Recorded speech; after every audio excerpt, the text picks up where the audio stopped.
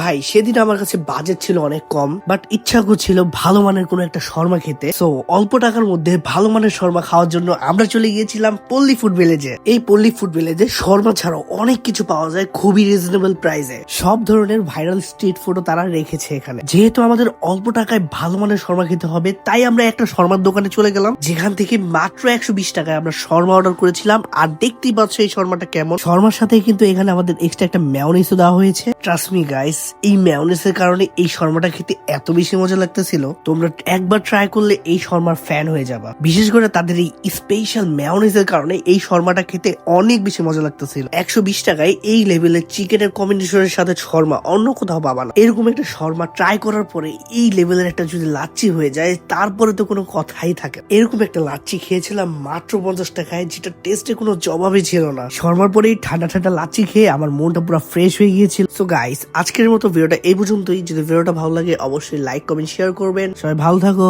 আল্লাহ হাফেজ।